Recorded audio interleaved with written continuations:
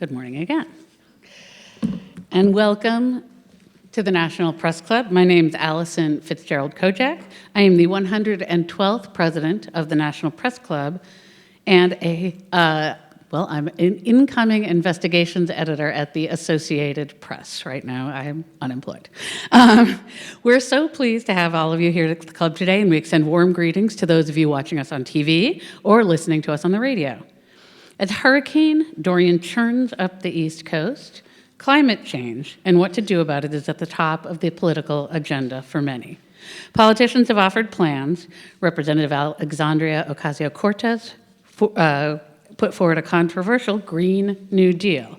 Washington State Governor Jay Inslee built his now aborted presidential campaign around climate, and Senators Elizabeth Warren and Bernie Sanders have called out fossil fuels as the primary culprit.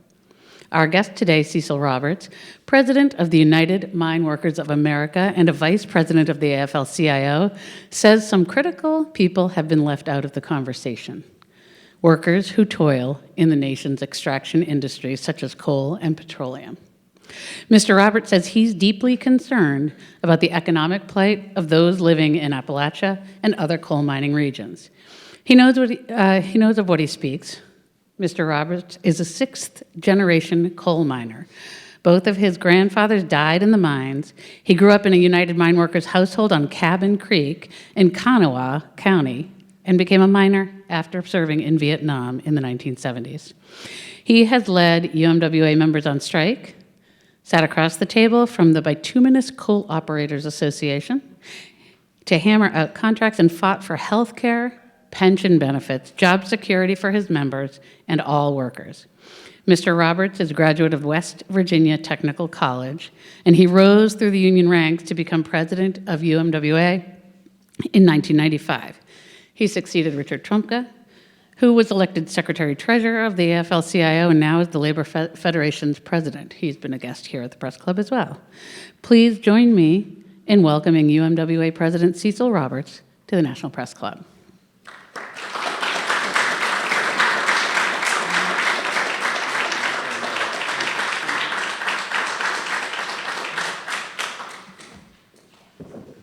Well, if my mother and my father were alive today, I think they would say you're getting above your raising here. I want to thank Allison for that wonderful introduction. I want to thank the National Press Club for this opportunity. But I think most of all, I want to thank the coal miners who are in this room. I think we're having somewhat of a first here today. We have coal miners who are active and coal miners who are retired with us, and those would be the ones who are wearing camo, which is our colors. I want to thank my partner, Levi Allen, by the way, who's 37 years old, and we believe in young people having an opportunity to lead our union. But we also believe young people working in the mines should have a future, which, by the way, if you live in Appalachia, are the best jobs in Appalachia. Middle-class wages, health care, better than anybody else's, pensions, which support teachers who reside and teach young people in Appalachia. It supports all the programs we depend upon. Fire departments, police departments. And these miners who are with me, plus all of those members of the UMWA that we know are gathered up right now in about 6 states because they've been watching this debate that's ongoing in the United States of America where people are constantly saying, well, we're just going to do away with these jobs. So these miners who have families at home, these retirees whose pensions are at risk, which is about 100,000 people, most of them in Appalachia, are worried about this ongoing debate. It's hard for coal miners to have a voice in this country, because many people look down their nose at us and think, well, what in the world could somebody that mines coal have to say? And some people maybe just think we ought to keep our mouths shut, get out of the way. But as we have done for 100 years, we're not going to do that. So as we are here and trying to express our positions on the future of our planet and the future of our country, both economically and environmentally. So where is this going? One of the things that seems to be forgotten by everybody running for office, there's a word in front of climate change that I haven't heard anyone mention. That word's global climate change. It seems that people believe if they just shut down the coal industry and every extraction industry in this country, we've got the problem solved. But we all know, not just me, but scientists know that's not true. So I'm not here to talk just for me. I'm trying to give voice to the voiceless and hope to the hopeless here. As I come here today, I want to remind you that 100,000 plus coal miners have died, making the United States the economic force that it is. We've had an abundance of cheap electricity that we've built our economy on for 100 years.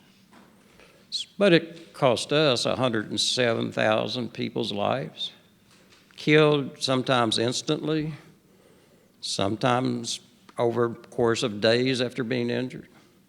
Explosions, roof falls. The nation loves us when they watch on TV about the poor miners who died in the mines. Then they go about their business the next day. So another 100,000 at least have died from pneumoconiosis. And people say, that's a terrible disease and we ought to get rid of it. And then we forget about those who have pneumoconiosis. That's a fact. We've lived this now forever. There are 34,000 participants in the 1974 pension plan that have died in 7 years. And there are 76,000 miners who've died from pneumoconiosis since the year 1968. So as participants in the 74 plan die, people die from black lung, people are killed in the mines, we're starting to think that the government's just waiting on us all to die and go away. I hope I'm wrong about that. I'm pretty darn angry as I come here today because I've read things people have said about us. Uneducated, we're racist, we're all kinds of things just because they don't like what we do. You've never heard us call people names just because we don't like what they say about us. But the truth is, this is the most progressive union that's ever existed on earth. 1890, our Constitution said you can't discriminate because of race, creed, color, national origin. 1890, first convention. Then from there, the same convention, there was a debate about how we could help the African-American workers in this country, and that's probably the only place that debate was taking place. And then in 1935, we were the largest union in the country, and we didn't just say, oh, that's great that we're the largest union in the country. We created the CIO and said the auto industry should have a union, the steel industry should have a union, the textile unions workers should have a union. Everybody should have a union. So you're looking at the union that created the middle class. And we said people of color, regardless of where they come from, what language they speak, should be able to hold union office for the first time. So those who look down their nose at us, they're wrong, don't know what they're talking about, and they should probably read their history. Everybody wants to get their picture taken with a coal miner that's running for office. Isn't that amazing? But they don't want anything to do with us when they get in office. The first person that I recall, and one of the most iconic pictures ever, was Eleanor Roosevelt. 1935, this woman went underground. And a woman underground in 1935 was considered bad luck. Women should not be underground. And in those days, this country was saying too many miners are being killed in the mines. The largest union in the country, the most powerful labor leader, was saying too many people are being killed in the mines, and that was John L. Lewis. And then Eleanor Roosevelt goes underground, and she comes back out, and they throw a mic in front of her face, and they said, "Madam First Lady, what will it take to protect miners?" Does anybody know what she said? Unionization and legislation are the only two things that will protect coal miners. But if I asked you, you had the President of the United States as the best friend any worker ever had in those days, was Franklin Roosevelt. First Lady wanted the mines to be safe. Then I ask you, how long was it before the first legislation was passed by this government to protect coal miners? 1969. So we had the most powerful president we ever had. We had the First Lady wanting to make the mines safer, and we had the most dynamic union leader of all time trying to make the mines safe, and we couldn't get it done until 1969. Why is that? Because it is really hard, folks, to get Congress to move, because there's a lot of powerful interests, if you don't understand this, that says we're not for that. Lots of money spent to stop people from being killed in the mines. So coal miners understand something. When people tell us, we're going to pass legislation, and you're going to have the best jobs in the world, they're going to be union jobs, don't worry about anything, your pensions will be saved, and your health care, we don't believe it. And anyone that understands how Congress works knows that that's a fact. So when people keep telling us how wonderful we're going to have it, we've got many reasons to believe that's not the case. Legislation would not have been passed in 1969 if 78 miners hadn't died instantly at Farmington, and the entire country watched that on television. That's how we got legislation. People across this country in Florida and New York and California for the first time said, I can't believe there isn't legislation that protects miners. By the way, up until 1969, there was no legislation that identified pneumoconiosis as an occupational illness. So we mine coal for over 150 years here without any protection for coal miners, without any recognition of black lung. So that's how quick things move in Congress and how people pay attention to the concerns of coal miners. We've had lots of experience with this. Well, heck, they used to pay us in company money, and nobody cared. They used to lock us up in the coal camps. Nobody cared. They only cared when there was a resurrection of coal miners or insurrection of coal miners. Matewan, Blair Mountain, Ludlow Massacre, leading up to the Wagner Act in 1935. 1960, a young man comes to West Virginia, and his entire presidency was resting on whether or not a Protestant state would actually vote for a Catholic. Do you realize that was a huge issue in the 1960 election? John Kennedy went up every hill and holler in West Virginia. I was 14 years old, and my dad came home and says, I just shook hands with John Kennedy. And I thought, well, what'd you think, Dad? He said, I like that young man. And he won West Virginia. And he had great plans for West Virginia. He wanted to help West Virginia. But you know what happened to him. We've had many other politicians. But my favorite story about John Kennedy might be when he went to Welch, West Virginia. Something to put in your mind here.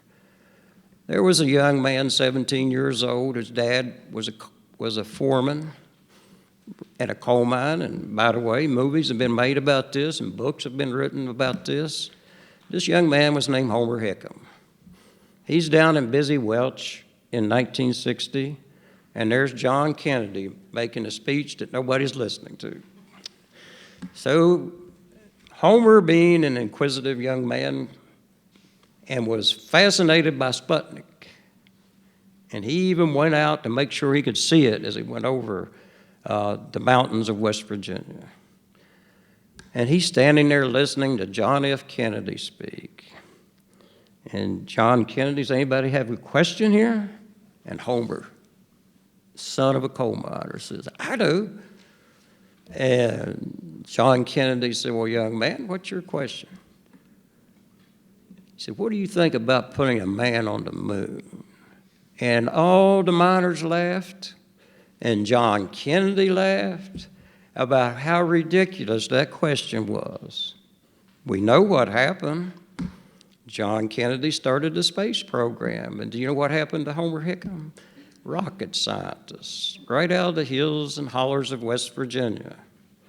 So our state tore down one of the barriers of prejudice in this country.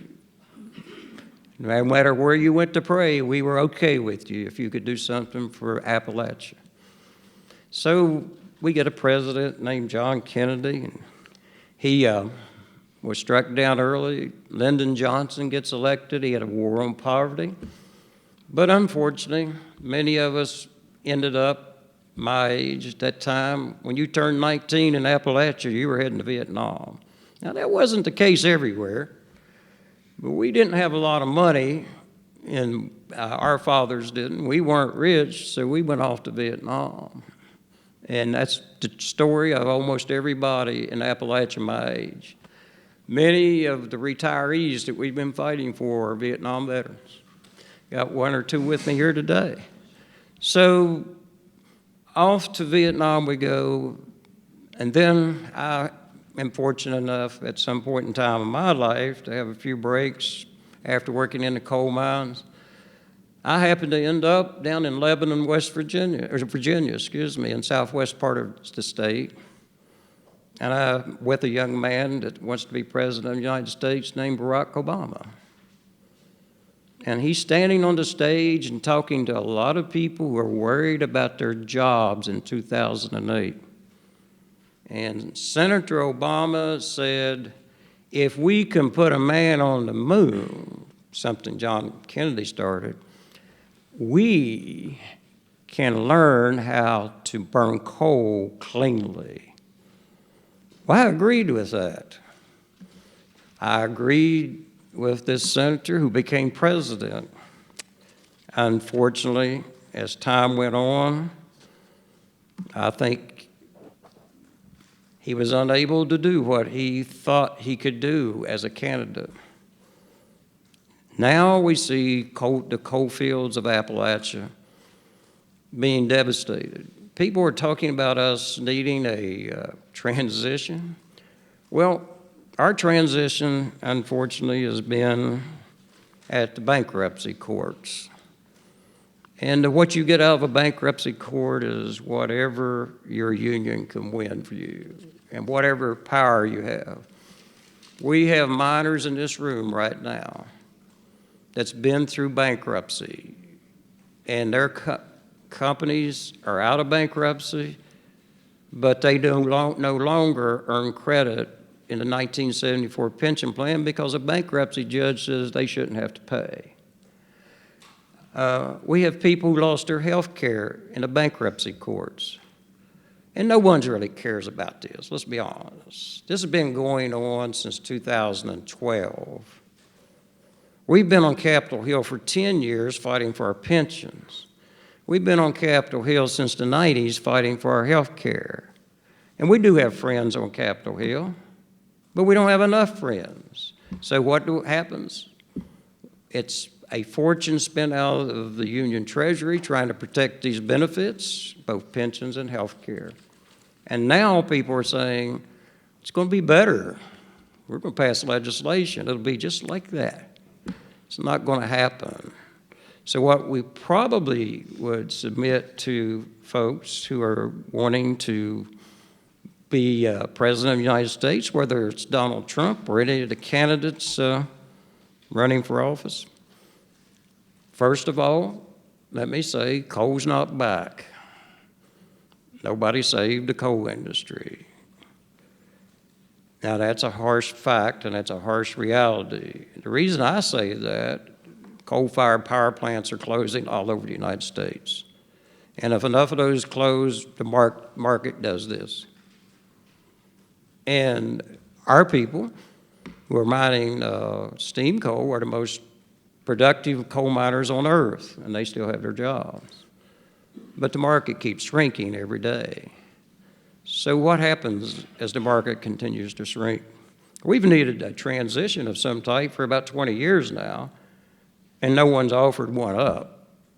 But everybody's got one now, and that's a fact. And people, first thing someone's going to say is, you don't believe in climate change. That's not true.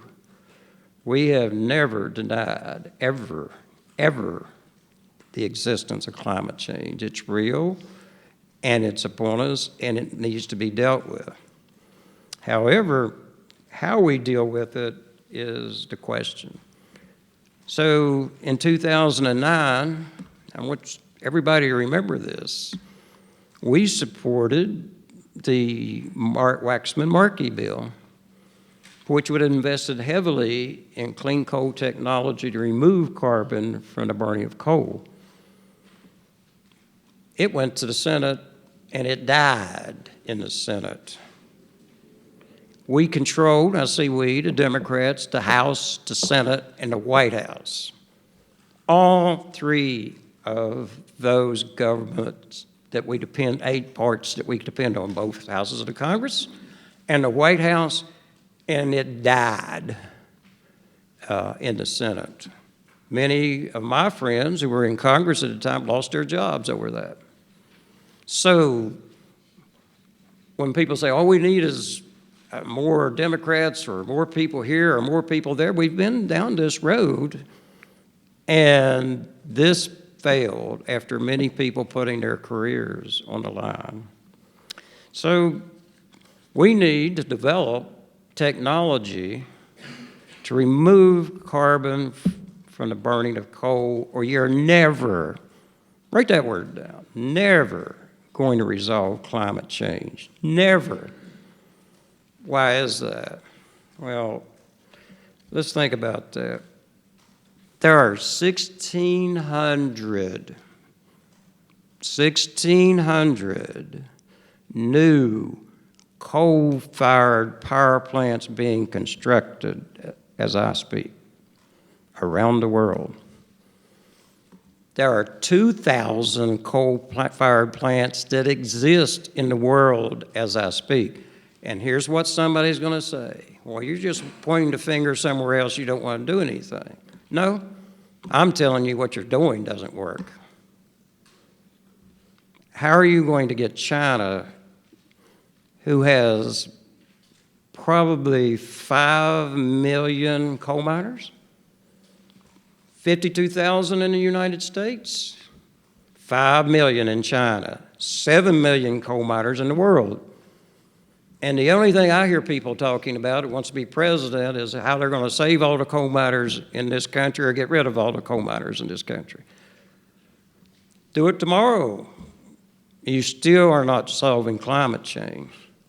And somebody's going to say, oh, China's doing all these things. Let me explain something to everybody. We're dealing with facts here.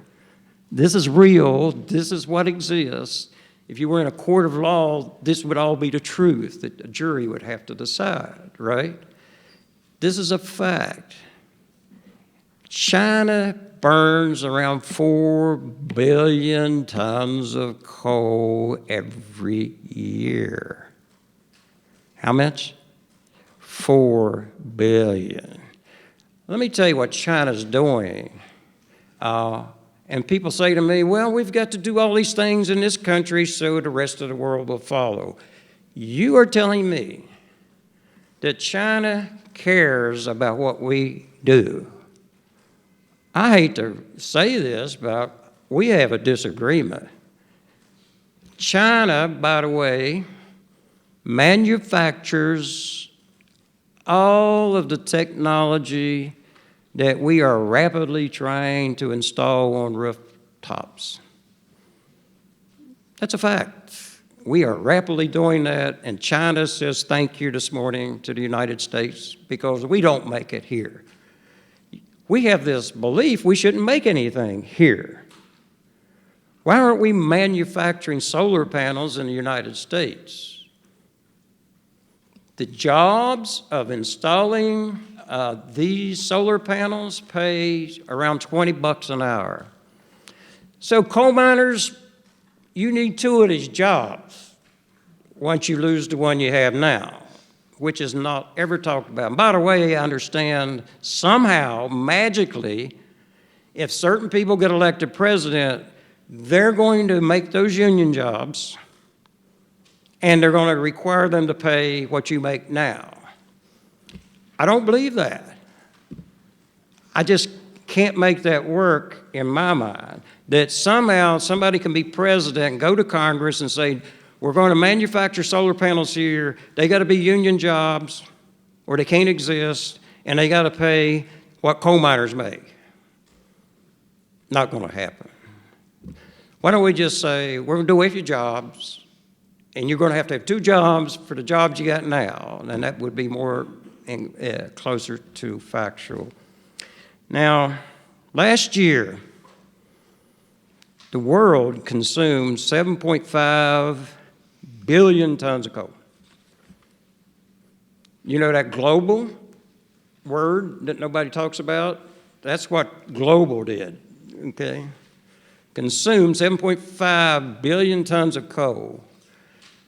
We're rapidly reducing the amount of coal in this country, but we're doing it very painfully.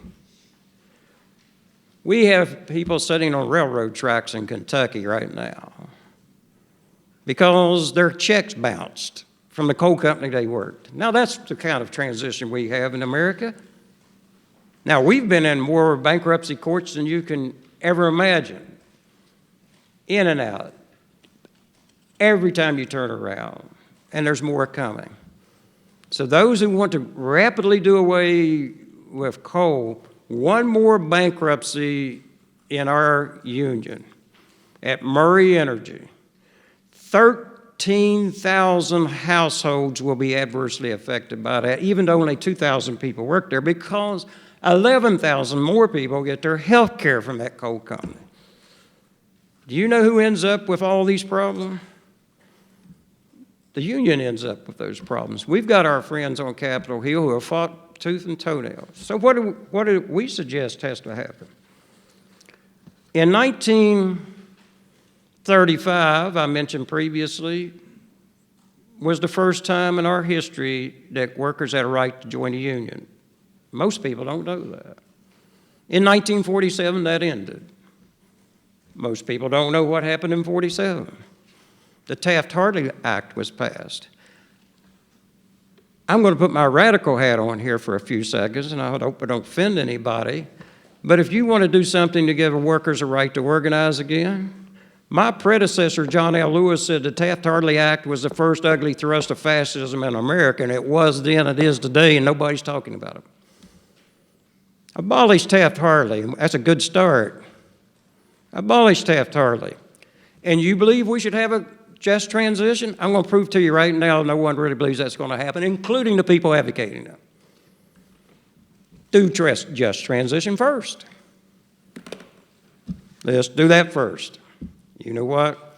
There's not going to be a single person for that because they know they can't pass it. They know it'll be years and years of trying that. But I can tell you what is going to happen. We're going to continue to lose coal mining jobs, just like we lost steel worker jobs, just like we lost auto worker jobs, not because we can't compete, because of bad public policy. When I was in District 17, before I came to Washington, there were 182,000 union members, UMWA members. We're bouncing around barely double figures now. Why is that? Because we can't compete? No. Public policy put most of those people out of work. When the steel industry went down, the metallurgical coal mines went down. When we started dealing with acid rain, the next thing that happened, we moved union jobs to non-union Wyoming. So as we come here today, there's a lot of pain and a lot of suffering. But we have stood up and fought the coal industry. We've fought politicians who wanted to put us out of business. We've had heroes. We've just reenacted the Blair Mountain March. Most of you never heard of it. It's our largest armed insurrection in the history of this country, other than the Civil War, when coal miners stood up. Matewan Massacre, next year will be the 100th anniversary of that. So in 2 years, our anniversary of Blair Mountain, next year, the anniversary of Matewan Massacre. And if it wasn't for coal miners, many people in this country would not have a union. And many of the progressive ideas that we enjoy today were given to us by coal miners. So I could talk here for another 30 minutes, but I won't. But let me say this to you. We come today to be part of this conversation, not about people talking about us, but we want to talk with everybody. We want our pension plans saved. We want our health care plans saved. And if you can't do that, and it's been 10 years, how do you think we're going to believe that you're going to be able to give us a just transition from the coal industry to some other employment? With that, I want to thank the Press Club for this opportunity.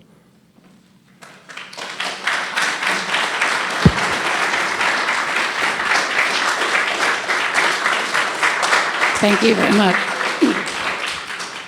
Again, I'll go to questions from the journalists in the room in a moment, so please wait for the microphone, and when the microphone reaches you and I call on you, please say your name and your journalism outlet. But I have one question. You mentioned a series of problems: one, pensions, health care, mine safety, health care of benefits for workers who have black lung. It sounds, you keep talking about politicians, but it sounds like your major grievance is actually with the coal companies who are taking away your pensions and taking away your health care and fighting you in bankruptcy court. Why are you pointing at Congress in this, and what is it specifically that you want?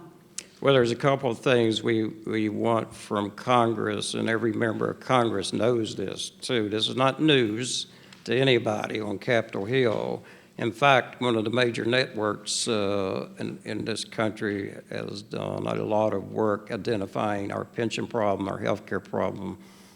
First of all, every bankruptcy law that exists in this country, Congress has either ignored it or passed it. Anybody know what happens in bankruptcy? First of all, the CEO gets millions of dollars for filing bankruptcy. The CFO gets millions of dollars for filing bankruptcy. And then you go down the line, the next person gets $500,000, and everybody gets a bonus because the world just cannot function without them. They call those retention bonuses. And then what happens to the workers? They lose their health care upon retirement. Their benefits shrink if they're still working. And sometimes the bankruptcy judge says, you don't even get to keep your job. You've been there 30 years, but that investment banker from New York doesn't want you here anymore, so you're out. The investment banker been there 3 weeks, right?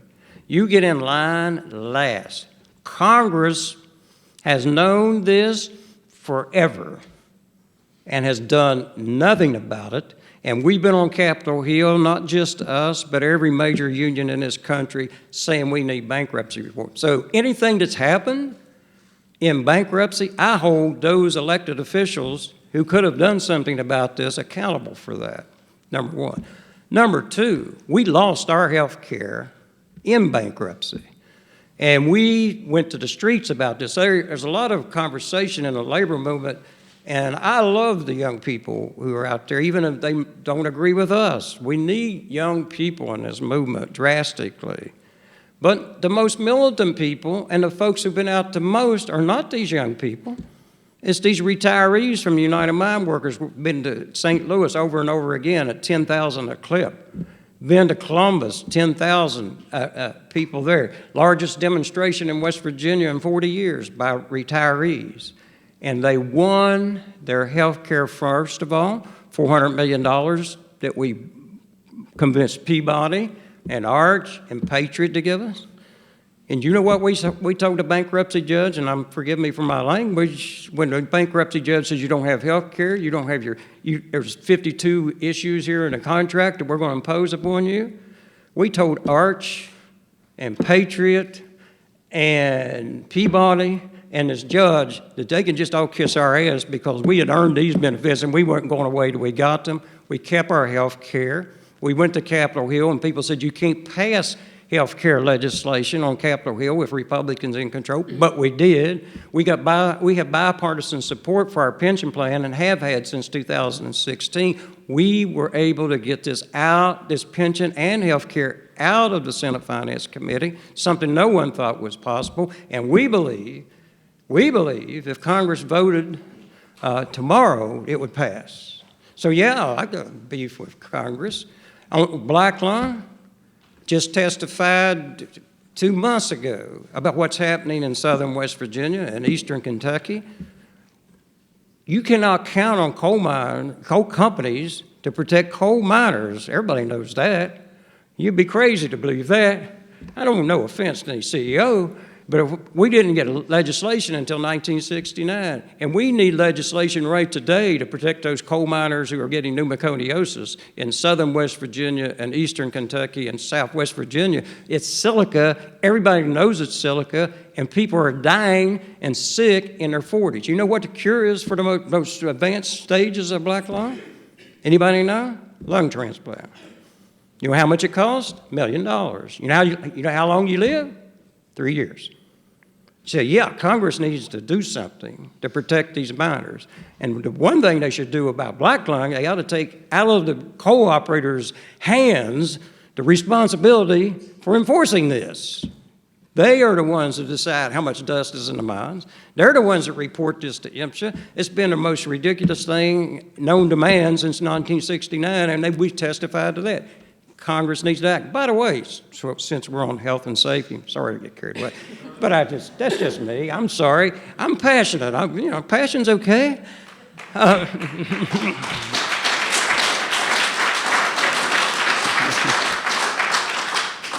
the way, how many of you remember in 2010 when a mine exploded down in southern West Virginia and killed 29 men, the youngest one being 20 years old? And do you know what Congress told us 10 years ago? Well, we got to really examine this to see what happened. They knew what happened then. They know what happened now, and they've done nothing.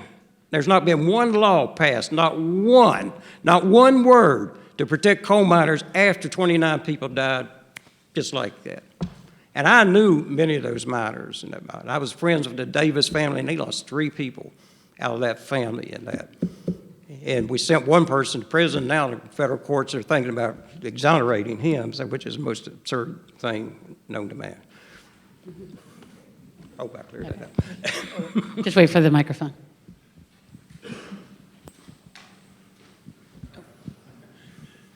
Jennifer Deloe, Bloomberg News. Thanks for taking my question. You've talked a lot about candidates playing lip service to the coal industry going back decades. President Trump obviously promised to bring back mining jobs, to bring back the sector. You said it's not back. What should the president be doing? How do you feel about how he's performing on that promise from 2016? I think as I went through, one of the things people will tell you that I almost never have a typewritten speech, but all the people tell me you have to be sophisticated when you come here, so I'm trying to be sophisticated while I'm here. I said coal is not back. And here's the thing, it is true that the president has cut back on some regulations that perhaps kept the coal industry from staying in existence. But here's the truth. We are still seeing the closing of coal-fired power plants dramatically. And what happens on the heels of that? The market, as I said, just keeps doing this. And eventually, there will be no market here. Only the strongest companies will survive. The good news is UMWA miners are some of the most productive miners in the world. The jobs that have been created, for the most part, by the way, are metallurgical coal mines, which go into the making of steel. By the way, if you wanted to help the coal industry dramatically, maybe we should start making steel in America again, as opposed to buying it from China and third world countries. That was a decision made by our government, that we don't really like jobs where people get their hands dirty. And those used to be middle-class jobs of health care and pensions. Steel workers went through a lot of these bankruptcies, and it was tragic. Our people kept their pensions. The reason they kept their pensions, my dad worked for Beth Energy, and he kept his pension and his health care because his pension was part of the multi-employer plan. So other employers are paying it. Most of the pensions were company-by-company pensions in the steel industry. My dad kept his health care because of the legislation that was passed in '92 as a result of the 1990 strike at Pittston and the legislation that passed on the heels of that. This gentleman right here. Yes, Randy Shostak, reporter with EOS at the American Geophysical Union. Thanks very much for your comments. I appreciate them. So science has told us that the world is facing dramatic challenges and consequences regarding climate change. You mentioned in your earlier comments that about science, and in your written comments you said that UMWA has never challenged the science regarding greenhouse gas emissions and man-made climate change. It is happening and the world must address it. Correct. So what would you recommend that the union and the coal industry do to address climate change, including perhaps, as you noted earlier in your comments, carbon capture and storage? Well, first of all, I'm speaking for the union and not the coal industry here. You're looking at a person who's been sued and fined and jailed, and I've got a relationship with the coal industry, but I don't speak for the coal industry. I speak for the workers in the coal industry. Let's look at what the United Nations panel on climate change said. They said, not just me, that if we don't develop this technology, we're never going to solve this problem. And there's a reason for that. The 1,600 new coal-fired power plants that are being built, they have no technology, that's bad grammar, there is no technology on those plants as they are being constructed. The existing 2,000 coal-fired power plants, no technology to reduce them. That's just going straight into the atmosphere. The scientists at the United Nations believes the only way that we're ever going to deal with that is develop technology that extracts the carbon from the burning of coal, because coal, this is another fact. Coal is still the dominant fuel source in the world for generating electricity. Now, we may not like that, but that is a fact. And without this technology that hopefully we would develop and sell around the world, That's never going to change. And no matter what we do here in the United States, we will still have a global climate problem.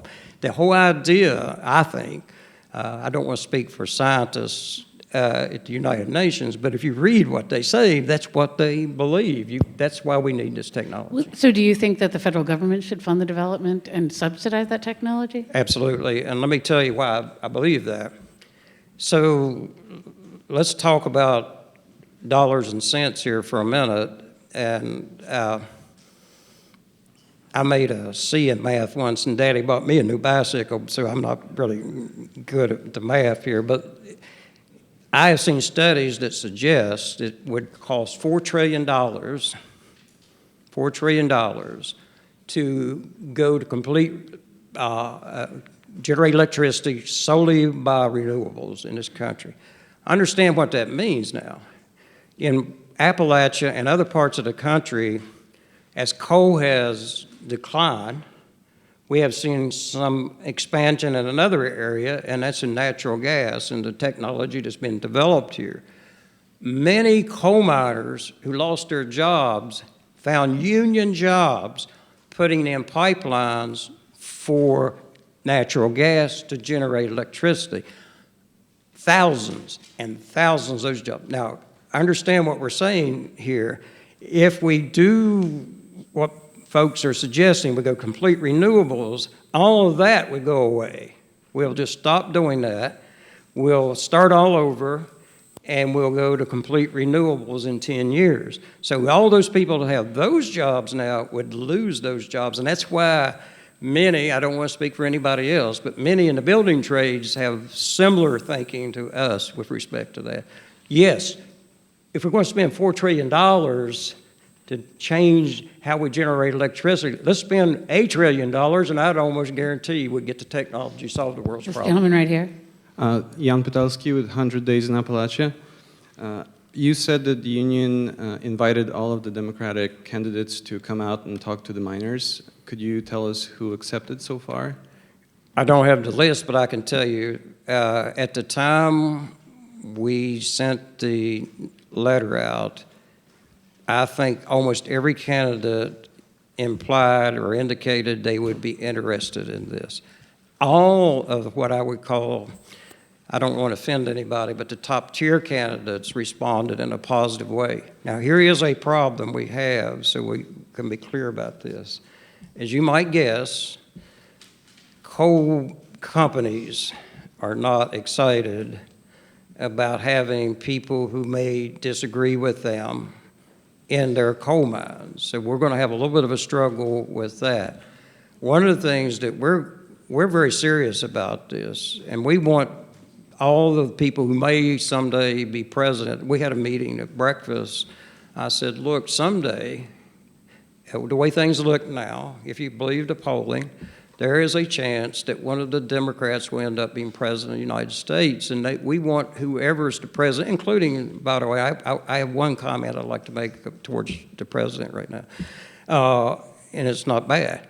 But we want every candidate, would-be candidate, anybody who may become president understands the plight of the coal miners and what this is doing to Appalachia. Appalachia is struggling mightily, even maybe more so than years past. But what I would suggest to you is there's been interest shown by the top-tier candidates that are running for office, and we hope they take us up on this. But I think the President of the United States, who has repeatedly said he loves coal miners, you know, if he just tweeted, I mean, just make us 15 seconds of his day, that he felt that coal miners who were entitled to a pension should have it, I think that might be enough. And I'm not, that's a positive thing. I'm not being critical of the president by saying that. I'm pleading with him to do that. And I'm, you know, I know the difference between me and some other, I know so many of these people. I mean, when you've got 34,000 people passed away and you've been to a lot of their funerals, you know their widows, you know their kids, you know where they live. That's a world of difference than maybe having millions of members all around the United States and Canada. We're confined, in to most part, to Appalachia. We all know each other's families. This is really heart-wrenching for us to watch this happen. The good news is they died with the best health care in the world. The bad news is they died worrying themselves sick about whether their widow is going to have a pension to live on. So I'm asking the president today to consider tweeting for the coal miners of this country. Can I ask a quick follow-up? Sorry.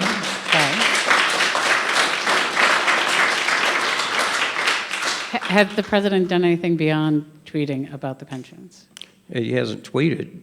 Oh, I thought you said he hasn't. So he hasn't. I'm happy with a tweet. Okay.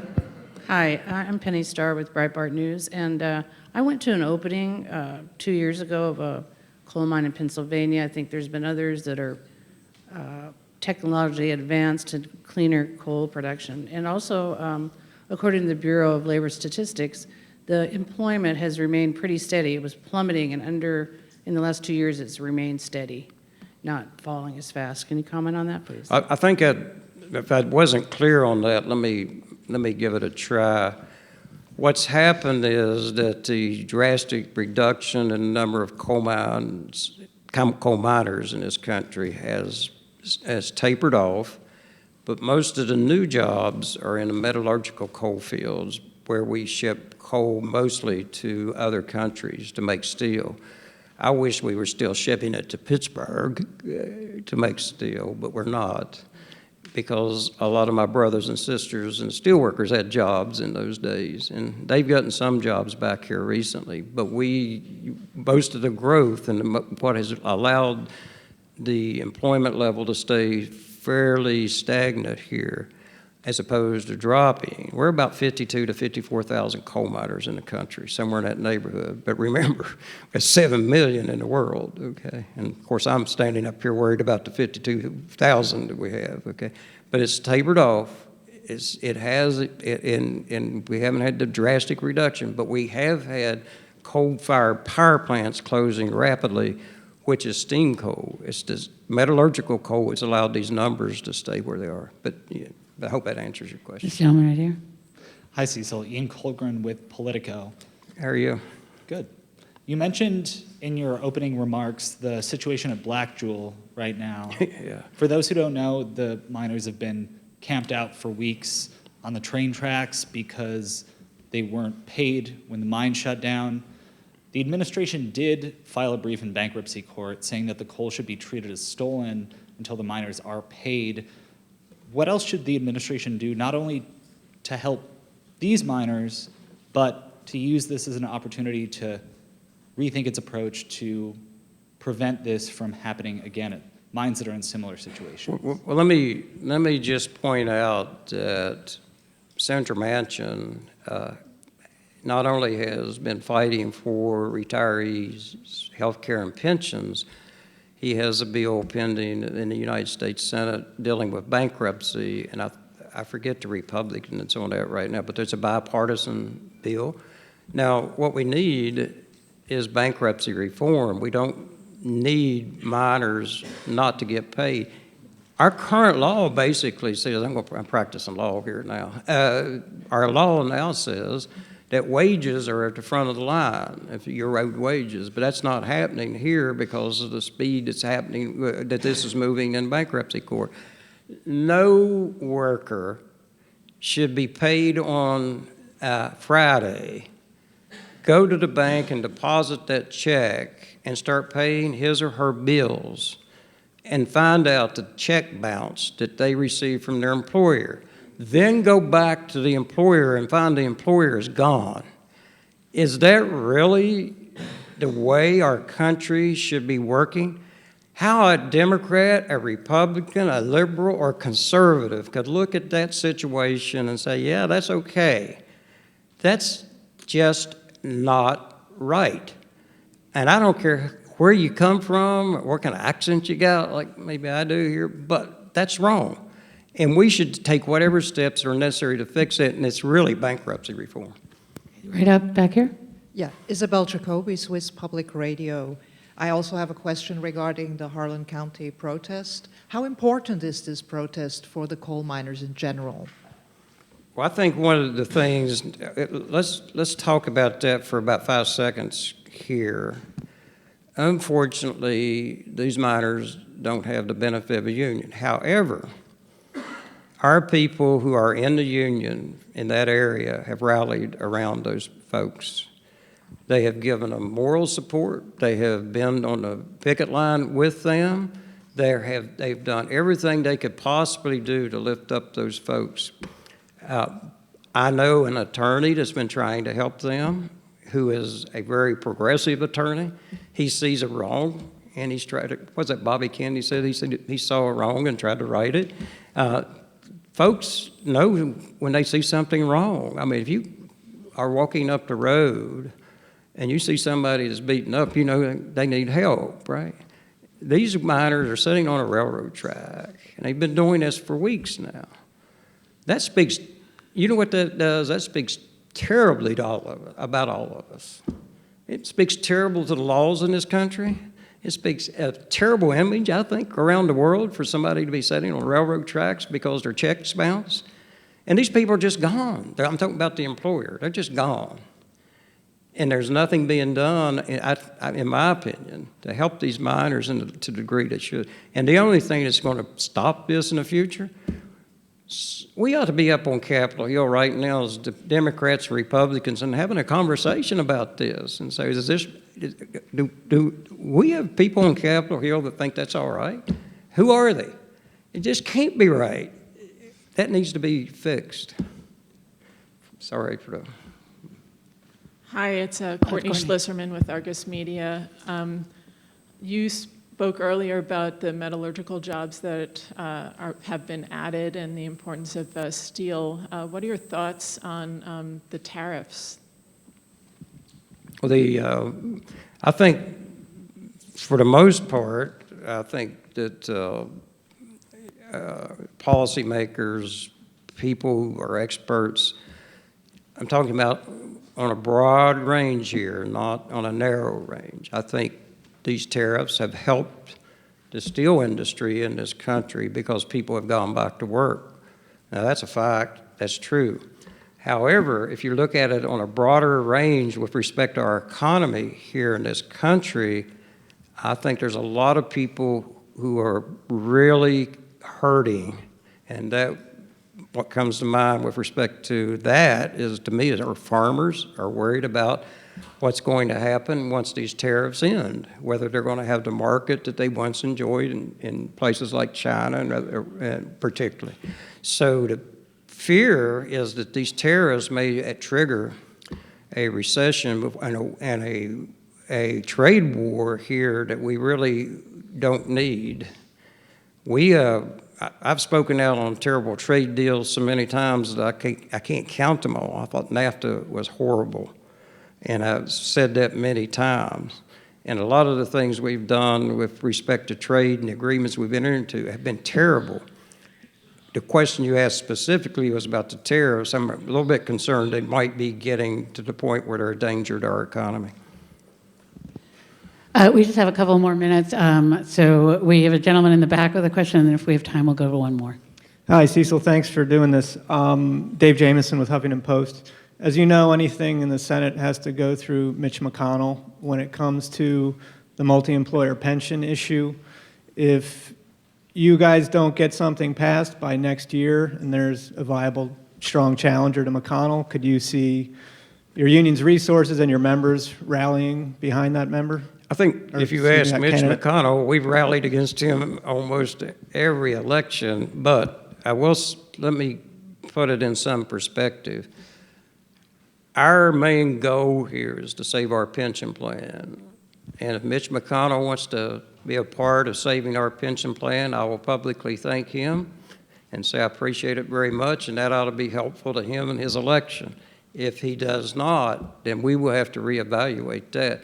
If you ask Mitch McConnell, he'd probably tell you that we were the biggest pain in his butt the last couple of elections. So I would much prefer that Senator McConnell does what he did with the health care.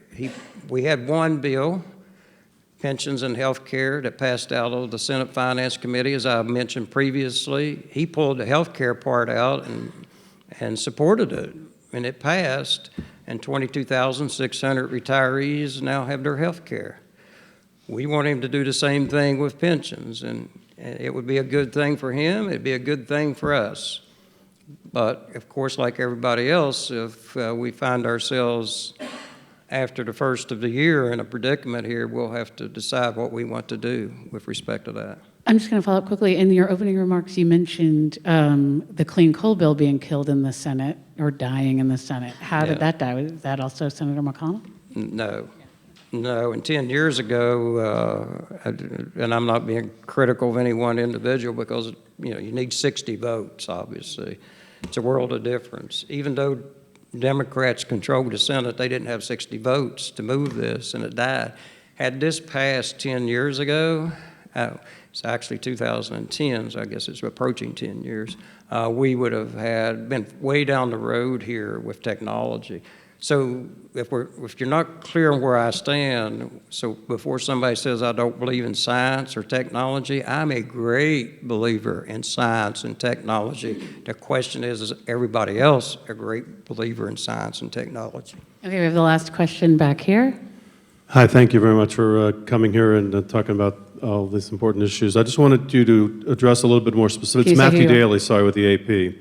I wanted you to address more specifically your criticism or your reaction to the Green New Deal and just sort of lay out what your concerns are.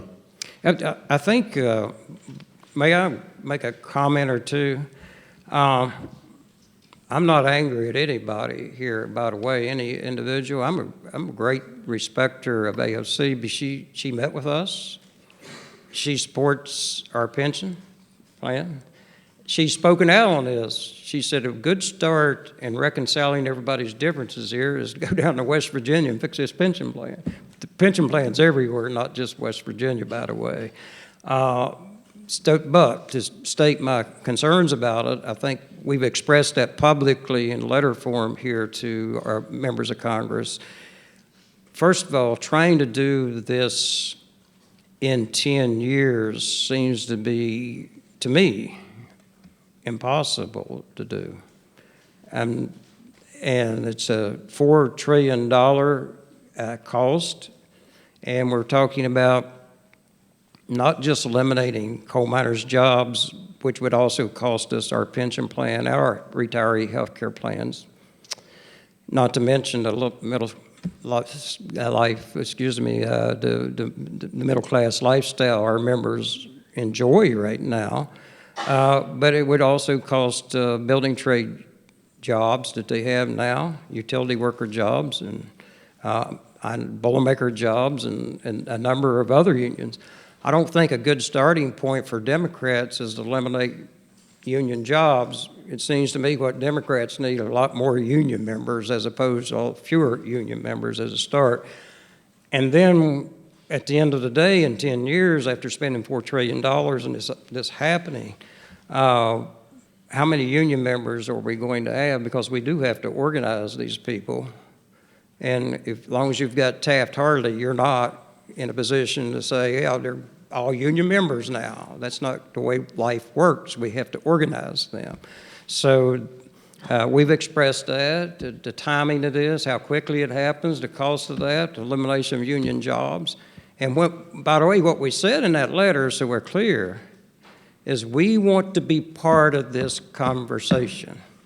And by the way, I should tell you that we've had conversations with folks who are advocating this. I don't want to leave here saying we're being ignored completely. People are saying we're willing to talk to you. We've had meetings up on Capitol Hill.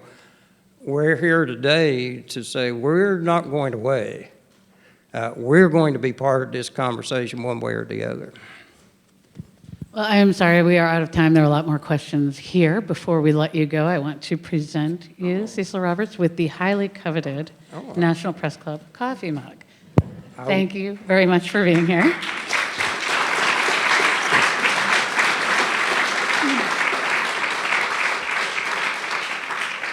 I would tell you, I've been wanting one of these since I was a kid. But when I was a kid, I didn't know what this place was, much less coveting the coffee. But thank I want to thank the press club. I want to thank you, and it's been wonderful. Thank you. Thank you.